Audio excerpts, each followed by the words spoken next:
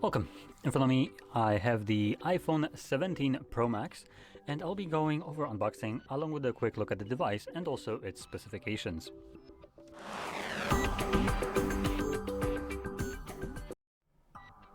So let's just get straight into this. One thing that Apple actually does correctly is these pull tabs. Unlike Samsung, they actually work. They never tear halfway through.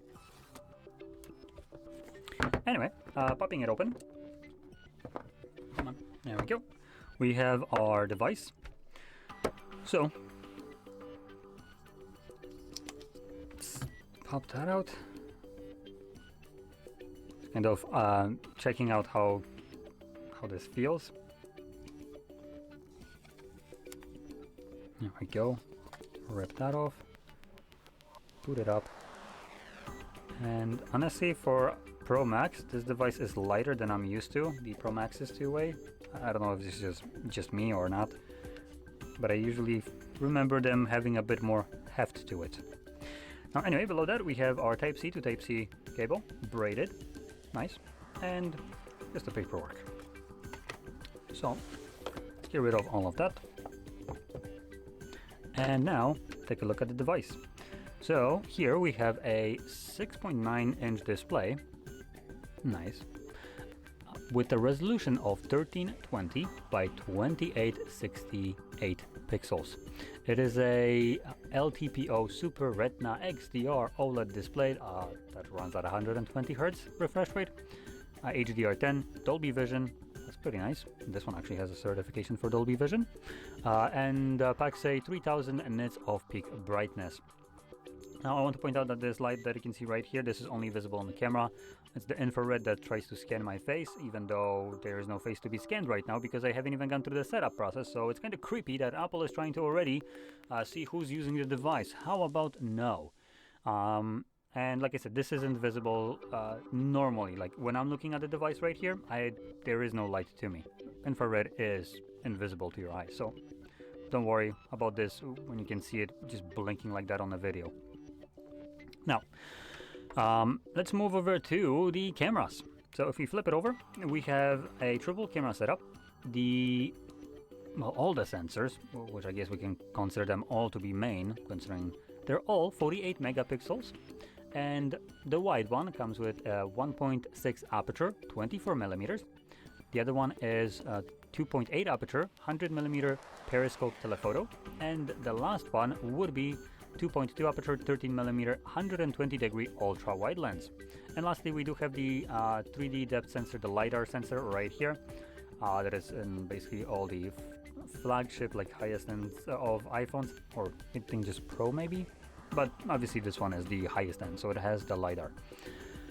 And if we flip it over to the front, we have a selfie right here, and that houses a 18 megapixel multi-aspect 1.9 aperture wide sensor and another depth sensor for the face scan, which is this area right here. So I hate the idea of like multi-aspect. What the shit do you mean multi-aspect? It's a single camera, wide one. What, I can zoom in and have more like a macro look or something? That's not multi-aspect. Now, truth be told, I don't...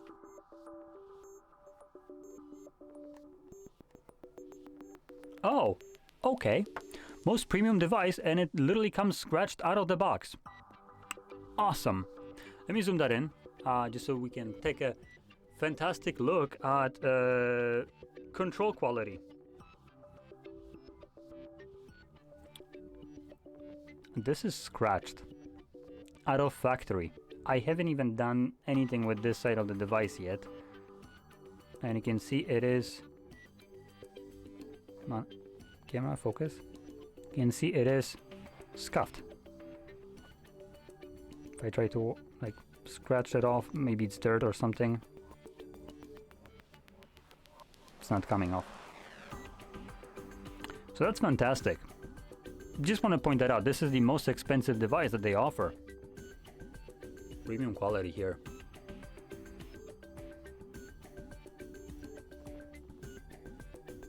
Okay, So actually, let me just quickly take a look at other blemishes, if there are any. Looks like this is the only one. It's not like that's a good thing that there is one. It's not really acceptable, in my opinion, for a brand new device out of the box to have any kind of tiny blemish. But anyway, let's move on. So apart from the cameras, if we take a look at internally, without the jerry-rigging this device apart, we have a 4832 mAh battery, which is absolutely hilarious for the sheer size of this device. So this is a pitifully small battery. I want to point out that devices like the Xiaomi, what is it, 15 I think it is, come with much bigger battery size. Let me just actually, so I don't spew nonsense. So we have Xiaomi 15. It's a device that has a 6.3-inch display, so it's much closer to this. So this is the iPhone 17, just a normal one. You can see the size difference. It's quite substantial. So if I kind of put it side to side right here, you can see the difference. So yeah, it's a much smaller device. So this is what Xiaomi 15 has as a size of their devices. And those devices, number one, charge at 90 watts wired, 50 watts wirelessly, and come with a 5240 mAh battery. 5240. This is much bigger display at 6.9 and doesn't even break over 5000. It's 4830. Apple, what are you snorting there? Maybe you should, I don't know, change your dealers, because you must be stupidly high to offer this battery size with this kind of size of a phone. Now, I do want to give kind of props. These devices still have great battery life. Apple does a lot of like managing, power managing in the background, and it also makes it much easier for them to do this with their own operating system. So this device does have very good battery life. I remember what they were advertising on their like what you call it, their event when they were introducing these devices. But they were mentioning something like 30, I think, something hours of just playback on these devices. So it is impressive. But just because you do a lot of things in the background to preserve your battery doesn't mean that the battery ain't shit. And imagine if this device, at a size that it is, would have a battery size that is respectable for this phone, with the new battery tech being the silicon carbon battery instead of just normal one that we have right here. And if we take that in consideration, let me quickly check. I do have 17? No. There we go. So again, I'm gonna bring up Xiaomi as an example. No, this is, I guess, not the best example. It's not the best battery size that I have seen. So Xiaomi 15 Ultra. Again, I'm bringing up the same model, or same but higher end, which has a 6.3-inch, comes with a 5400 mAh battery. So just significantly bigger than what we have right here. And furthermore, you have devices that are about this size, which would be the ZTE Z70 Ultra. So Z70 Ultra is a device that comes with a 6150 mAh battery, charges at 80 watts, and it has a 6.85-inch display. Still smaller than this. And we have even bigger one with the Redmi 10 Pro. That packs a 7050 mAh battery with 100 watts of charging speed. So, the 4800 that we have right here is an absolute joke of a battery size, just because Apple is trying to cut costs on the battery itself. So they're implementing a outdated battery instead of giving us the brand new thing like the silicon carbon battery types.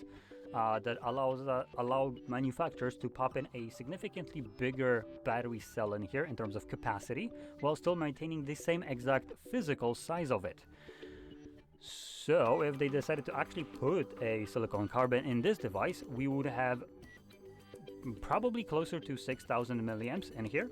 That's one. And number two, if the battery life is already impressive, imagine how much more impressive it would be with a 6,000 milliamps. That device would have probably one of the best battery lives on the market. But because they already have a pretty good one, they don't need to compete with that, so they can just cut cost instead of giving you what is actually supposed to be part of this price tag, which I would say hardware. I don't care what kind of optimizations you do. I can, for instance, set up so my device turns off during the nighttime. That's gonna save me battery life too. It's my optimization, so I can optimize my own shit. I don't need, I wouldn't count in optimizations to battery done to software as worth money. So you're kind of paying for something that you're not really getting. But what we are getting is an LTPO Super Retina display with 120 Hz refresh rate, so that's pretty good. In any case, another thing that we do get here is 12 gigs of RAM, which is an improvement over the smaller boy right here, the 17. This one only gets 8.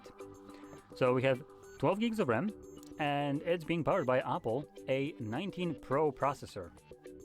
Also, they have a Pro. I actually didn't notice that. So the small boy actually gets just the A19 Bionic instead of the Pro that this one has, which means that this one is just clocked a little bit higher, most likely. All in all, these processors in general are just stupid fast anyway. They're much faster than what you'd ever need your phone to actually have.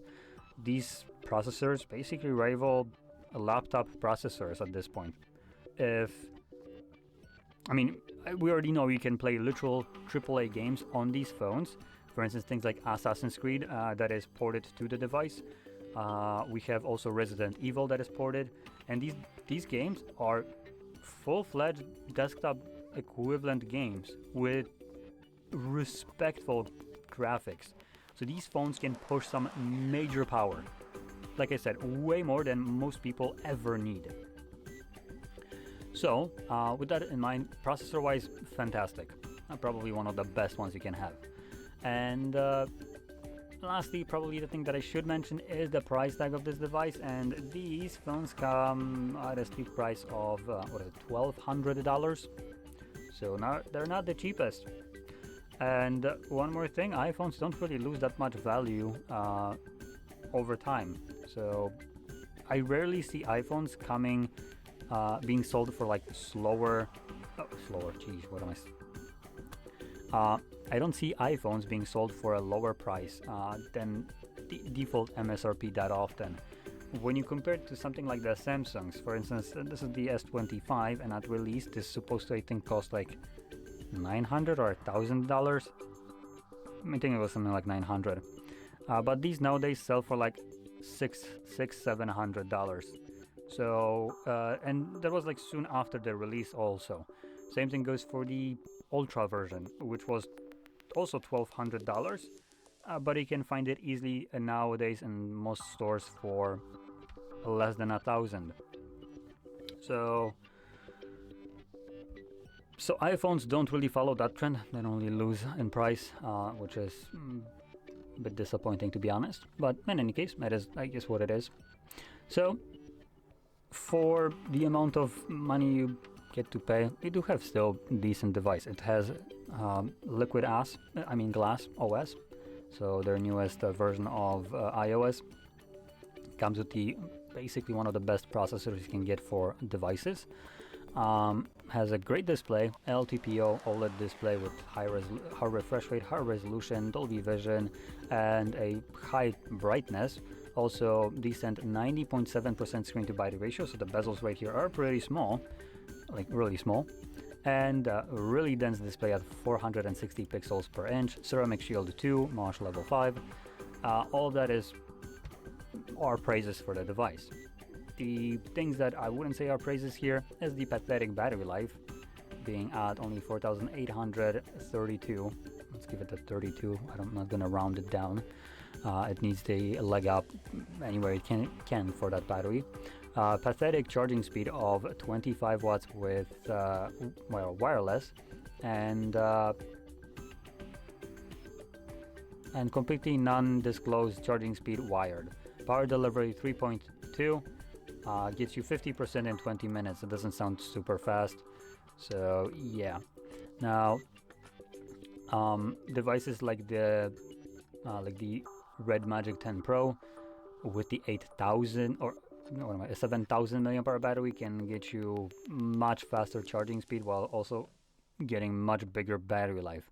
20 minutes, I'm pretty sure those devices charge fully with the 100 watts that they charge at.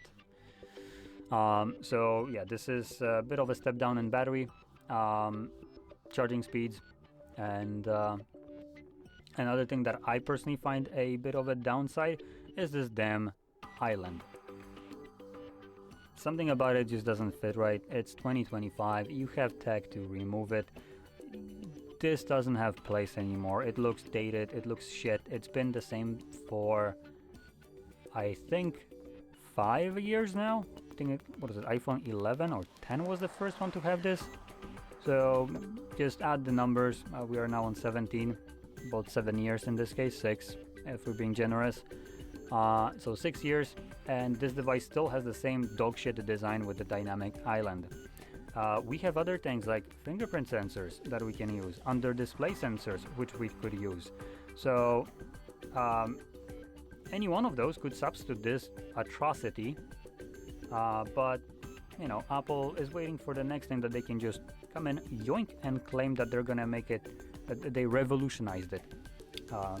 So I can't wait for them to, I don't know, put a fingerprint sensor on the back of the Apple logo and I don't know, add the gestures to it and say that it's the next great, the first in its class for iPhones, obviously, and yeah, just again upsell you and bring up the price while making the display now join the rest of the crowd, which is basically unobstructed.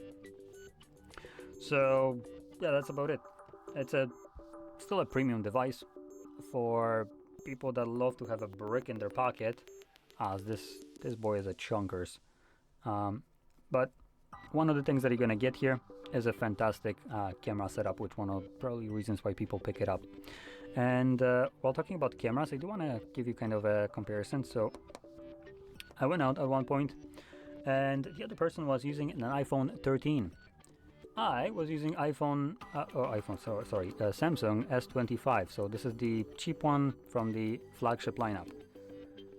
This device was brand new released, while iPhone 13 was not new. Obviously, considering this was released in 2025, and iPhone 13 was like several years back, 3 years back, 4 years back, something like that. So that being said, her iPhone was able to capture much better photos and much better videos than what I can get with my new Samsung. So with that in mind, a device that is several years old can outperform what I have. Well, this one being now current year, I can only consider that it's just gonna dumpster my Samsung, even though it's still a flagship, best offering from Samsung. It's gonna be completely trashed all over the place with something like the Pro Max. So cameras here, I don't even need to check, I know they will be great. Anyway, that basically sums it up. So anyway, if you found this video helpful, don't forget to hit like, subscribe, and thanks for watching.